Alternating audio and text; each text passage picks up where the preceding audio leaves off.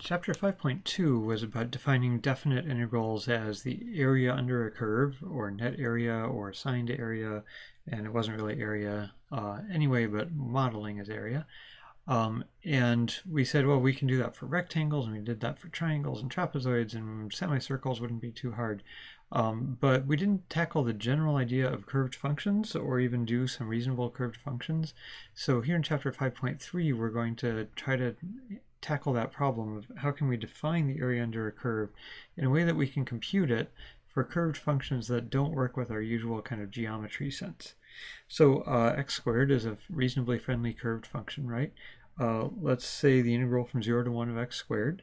The first thing I would do is draw it. So we've got a curved up function like that. And we want the area under that curve. So just by looking at it, you can probably guess that the area is something below 1 for a width of 1 and a height of 1, right? But this is not as box friendly, right, as our previous ideas were.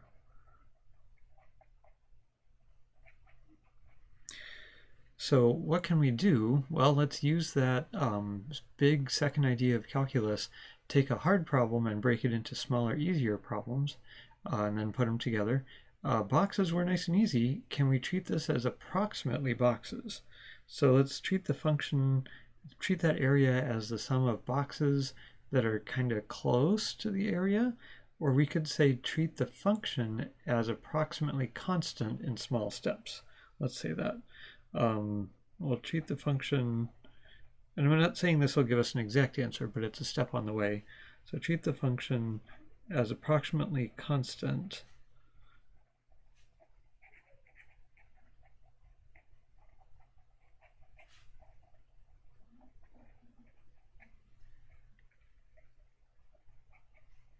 in small steps. I'm just going to tell us, let's use 4 equally spaced boxes. So what we could say is 4 equally spaced x steps, or 4 boxes of constant width.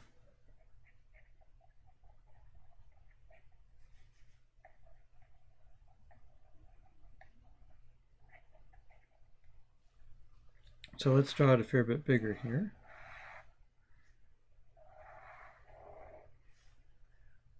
So here's 1.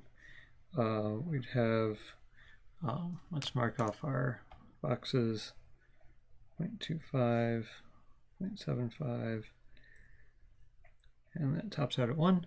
So we're saying, let's treat the function as approximately constant between 0 and 0.25, and again as approximately constant between 0.25 and 0.5, etc. We have to decide what constant. And I'm going to say to begin with, let's say use that value right there as the approximate height of the function from 0 to 0.25. And then let's use that value there as the approximate height of the function between 0.25 and 0.75. And let's use that value there as the approximate height of the function between 0.5 and 0.75, and then you probably guessed that value there. So we're saying the sum of those box areas will be our approximate area under the curve. So each time here I chose the function's value at the right-hand side of the box as the approximate constant value of the function in that region. And I'm not saying I'm always going to do that, but here I did. So each time we used the function's value at the right-hand side of each box.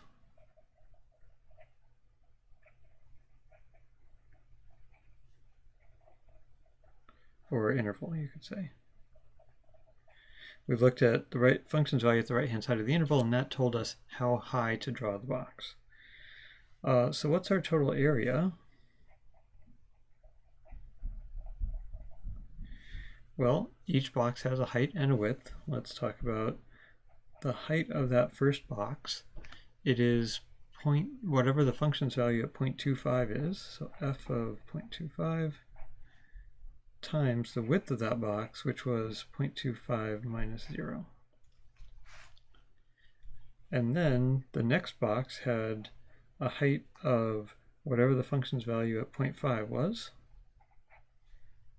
times a width of 0.50 minus 0.25, and then the height at 0.75 times 0.75 minus 0.50, and function value at 1.0 times 1.0 minus 0.75. So if I add those all up,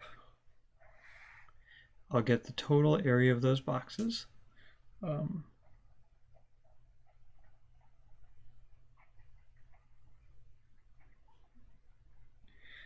The exact value isn't all that important right now.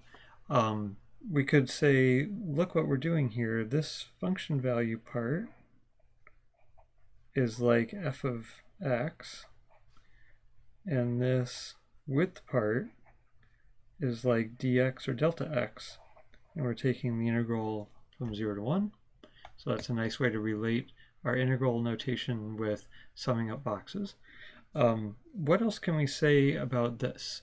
It looks to be kind of a reasonable estimate of the area, but what in particular can we say? It's an upper bound on the area, or it's an overestimate of the area, right?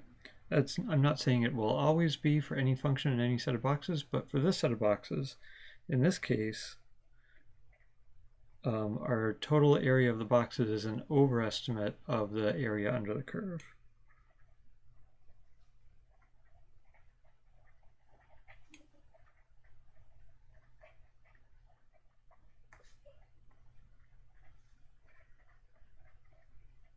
So we could say it's an overestimate or an upper bound on the actual area under the curve.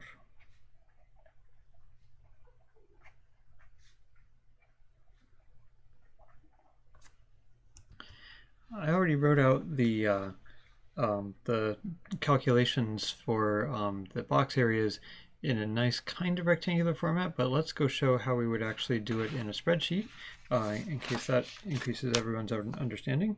So let me actually lay out a spreadsheet on paper here. I'm going to say let's use like row 6, 7, 8, 9, 10, and we'll have column C will be our x values. Column D will be f of that x value, in this case x squared. Column E will be the width of the box. Column F will be the box area,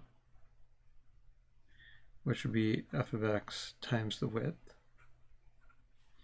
And then column G, I'm going to call the running sum. So we did have an x value at 0. That's where our intervals or our integral started.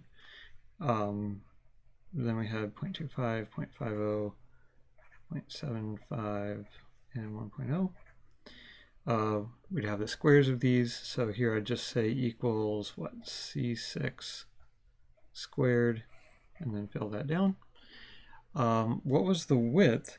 Now here things get a little interesting. I'm going to actually leave a blank here on that 0th row, and on the second row I'm going to say that the width was 0.25. Maybe I'll use a light pencil here, which is this value minus that value. So this minus that. It's basically delta x. I know we're used to doing delta x before we do basically anything else, but in this case I'm using delta x in this column rather than a previous column, because then it kind of goes with f of x times delta x. And then in this row I'm going to also leave a blank. Sorry, I meant this f of x is in the column header. Maybe we'll draw a separation for the column headers. And then my running sum, I'm going to just start out as 0, just a number, not a formula. And then in row here, what's the box area, which is the height times the width? So we'd say the height of this box, we're using the right-hand method here like we just were. The height of this box is the value of the function at the right-hand side of it. So this box is going from 0 to 0.25. Its function value here is what we're going to use here for f of x. So that's going to be what, d7. And the width is in E7. And then we're going to fill that down. All right, and then the running sum, it's the sum of the box areas so far, which we'd say is the previous value plus this new value here, which would be F7, right? So it would be G6 plus F7, and then fill that down. So I know that's not the most neat piece of paper you've ever seen, and you don't have to be programming these in Excel in Chapter 5.2 in most cases, but if you want to use Excel to organize your calculations, this is how I would do it for the right-hand method.